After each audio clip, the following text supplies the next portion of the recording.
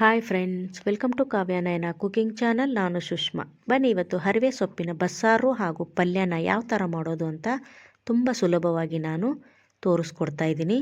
ನೋಡಿ, ನಾನು ಜೋಳದ ರೊಟ್ಟಿ ಜೊತೆಗೆ ಹಾಗೆ ಅನ್ನದ ಜೊತೆಗೆ ಸರ್ವ್ ಮಾಡ್ತಾಯಿದ್ದೀನಿ. ಬನ್ನಿ ಇವಾಗ ಒಲೆ ಮೇಲೆ ಒಂದು ಪಾತ್ರೆ ಇಟ್ಕೊಂಡು ಅದಕ್ಕೆ 1-2 ಟೇಬಲ್ ಸ್ಪೂನಷ್ಟು ಎಣ್ಣೆ ಹಾಕ್ಕೊಂಡು 1 ಟೇಬಲ್ ಸ್ಪೂನು ಧನಿಯಾ ಬೀಜ, 1 ಟೇಬಲ್ ಸ್ಪೂನು ಜೀರಿಗೆ, ಒಂದು 10 ಕಾಳು ಮೆಣಸನ್ನ ಸೇರಿಸ್ಕೊತಾ ಇದ್ದೀನಿ. ಹಾಗೆ ಸ್ವಲ್ಪ ಕರಿಬೇವನ್ನು ಕೂಡ ಸೇರಿಸ್ಕೊತಾ ಇದ್ದೀನಿ. ಹಾಗೆ ಬ್ಯಾಡಗಿ ಮೆಣಸಿನ್ಕಾಯಿನ ನಾನು ಒಂದು 5 ತಗೊಂಡಿದ್ದೀನಿ. ನೀವು ಖಾರದ ಮೆಣಸಿನ್ಕಾಯಿ ಕೂಡ ಬೇಕಾದರೂ ಕೂಡ ಇಲ್ಲಿ ಹಾಕೋಬೋದು. ಒಂದು ಈರುಳ್ಳಿನ ಕಟ್ ಮಾಡಿ ಸೇರಿಸ್ಕೊತಾ ಇದ್ದೀನಿ. ಹಾಗೆ ಶುಂಠಿ ಹಾಗೆ 1 ಗೆಡ್ಡೆ ಬೆಳ್ಳುಳ್ಳಿ ಕೂಡ ಹಾಕ್ಕೊಂಡು ಚೆನ್ನಾಗಿ ಫ್ರೈ ಮಾಡ್ಕೊತೀನಿ. ಬಸ್ಸಾರಿಗೆ ನಾವಿಲ್ಲಿ ಮಸಾಲೆನ ಫ್ರೈ ಮಾಡಿ ಮಾಡ್ತಾಯಿದ್ದೀವಿ. ತುಂಬ ಚೆನ್ನಾಗಿರುತ್ತೆ. ನೀವು ಒಂದು ಸತಿ ಟ್ರೈ ಮಾಡಿ ಫ್ರೆಂಡ್ಸ್. ನೋಡಿ, ಚೆನ್ನಾಗಿ ಫ್ರೈ ಮಾಡಿಕೊಂಡು ಇದು ಆರಿದ ಮೇಲೆ ನಾನು ಮಿಕ್ಸಿ ಜಾರಿಗೆ ಹಾಕೋತಾ ಇದ್ದೀನಿ. ಮುಂಚೆನೇ ನಾನು ಕುಕ್ಕರ್ಗೆ ತೊಗರಿಬೇಳೆ ಹಾಗೂ ಹರಿವೆ ಸೊಪ್ಪನ್ನು 3 ಬಿಸಿಲು ಕೂಗಿಸ್ಕೊಂಡು ಇಟ್ಕೊಂಡಿದ್ದೀನಿ. ನೋಡಿ, ಆರಿದ ಮೇಲೆ ಮಿಕ್ಸಿ ಜಾರಿಗೆ ಹಾಕ್ಕೊಂಡು ಇದ್ರ ಜೊತೆಗೆ ನಾನು ಹಸಿಕಾಯಿನ 1-2 ಟೇಬಲ್ ಸ್ಪೂನ್ನಷ್ಟು ಹಾಕೋತಾ ಇದ್ದೀನಿ. ಹಾಗೆ ಬೇಯಿಸಿ ಇಟ್ಕೊಂಡಿರೋ ತೊಗರಿಬೇಳೆ ಹಾಗೂ ಸೊಪ್ಪನ್ನು ಕೂಡ ಒಂದು ಸೌಟ್ ಆಗುವಷ್ಟು ಹಾಕ್ಕೊಂಡು ನಾನು ನುಣ್ಣಗೆ ರುಬ್ಕೊಂಡು ಬರ್ತೀನಿ. ಈಗ ಸಾಂಬಾರಿಗೆ ಒಗ್ಗರಣೆ ಮಾಡ್ಕೊಳ್ಳೋಣ ಬನ್ನಿ. ನೋಡಿ, ಒಂದು ಪಾತ್ರೆಗೆ ನಾನು 1-2 ಟೇಬಲ್ ಸ್ಪೂನಷ್ಟು ಎಣ್ಣೆ ಹಾಕ್ಕೊಂಡಿದ್ದೀನಿ. ಸಾಸಿವೆ ಹಾಕ್ಕೋತಾ ಇದ್ದೀನಿ. ಸಾಸಿವೆ ಚಟಪಟ ಅಂದಮೇಲೆ ಕರಿಬೇವು, ಬ್ಯಾಡಗಿ ಮೆಣಸಿನ್ಕಾಯಿ 1-2 ಮುರಿದು ಹಾಕ್ಕೋತಾ ಇದ್ದೀನಿ. ಹಾಗೆ ಹಿಂಗನ್ನು ಸೇರಿಸ್ಕೊತಾ ಇದ್ದೀನಿ 1/4 ಟೀ ಸ್ಪೂನಷ್ಟು. ನೋಡಿ, ಚೆನ್ನಾಗಿ ಫ್ರೈ ಆದಮೇಲೆ ಇವಾಗ ರುಬ್ಬಿರೋ ಮಸಾಲೆನ ನಾನಿಲ್ಲಿ ಡೈರೆಕ್ಟ್ ಎಣ್ಣೆಗೆ ಸೇರಿಸ್ತಾ ಇದ್ದೀನಿ.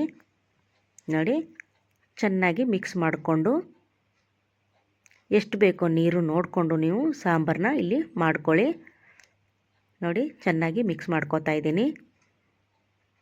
ನೋಡಿ, ಆವಾಗಲೇ ಬಸಿದಿರೋ ನೀರು ಕೂಡ ಇರುತ್ತಲ್ಲ ಸಾಂಬಾರ್ದು, ಅದನ್ನು ಕೂಡ ಇವಾಗ ಸೇರಿಸ್ಕೊತೀನಿ. ನೋಡಿ, ನಿಮಗೆ ಎಷ್ಟು ಬೇಕೋ ನೋಡಿಕೊಂಡು ಹಾಕ್ಕೊಳ್ಳಿ.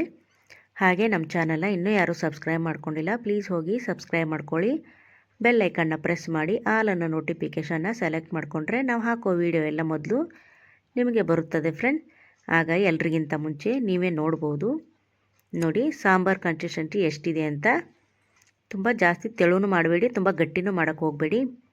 ನೋಡಿ, ನಮಗೆ ಬಸ್ಸಾರು ರೆಡಿ ಆಯ್ತು. ಇಲ್ಲಿ ಚೆನ್ನಾಗಿ ಕುದೀತಾ ಐತೆ ಕೂಡ.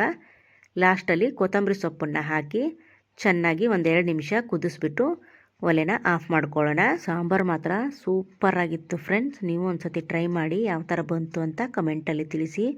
ಮುದ್ದೆಗೂ ಅನ್ನಕ್ಕೂ ರೊಟ್ಟಿಗೂ ಸೂಪರಾಗಿರೋ ಬಸ್ಸಾರು ರೆಡಿ ಆಯ್ತು ನಮಗಿಲ್ಲಿ. ಇದು ಒಲೆ ಆಫ್ ಮಾಡ್ಕೊಂಡ್ಬಿಡೋಣ. ಈಗ ಸಾಂಬಾರು ರೆಡಿ ಆಯ್ತು ನಮಗೆ. ನೋಡಿ, ಈಗ ಪಲ್ಯನ ಒಗ್ಗರಣೆ ಮಾಡ್ಕೊಳ್ಳೋಣ ಬನ್ನಿ. ಒಲೆ ಮೇಲೆ ಒಂದು ಪಾತ್ರೆ ಇಟ್ಕೊಂಡು ಅದಕ್ಕೆ 4 ಟೇಬಲ್ ಸ್ಪೂನಷ್ಟು ಎಣ್ಣೆನ ಸೇರಿಸ್ಕೊತಾ ಇದ್ದೀನಿ. ಹಾಗೆ ಸಾಸಿವೆ ಮತ್ತು ಜೀರಿಗೆನ ಅರ್ಧ ಟೇಬಲ್ ಸ್ಪೂನಷ್ಟು ಸೇರಿಸ್ತಾ ಇದ್ದೀನಿ. ಸಾಸಿವೆ ಚಟಪಟ ಅಂದಮೇಲೆ ಇಲ್ಲಿ ಒಣಮೆಣಸಿನ್ಕಾಯಿ ಹಾಗೂ ಹಸಿಮೆಣಸಿನ್ಕಾಯಿನ ಸೇರಿಸ್ಕೊತೀನಿ. ನೀವು ಖಾರ ಜಾಸ್ತಿ ತಿನ್ನೋರಾದರೆ ಜಾಸ್ತಿ ಹಾಕ್ಕೊಳ್ಳಿ. ನೋಡಿ, ಬ್ಯಾಡಗಿ ಮೆಣಸಿನ್ಕಾಯಿ 1-2 ಹಾಕ್ಕೋತಾ ಇದ್ದೀನಿ. ಹಾಗೆ ಹಸಿರು ಮೆಣಸಿನ್ಕಾಯಿ 4 ಸೀಳಿ ಹಾಕ್ಕೋತಾ ಇದ್ದೀನಿ.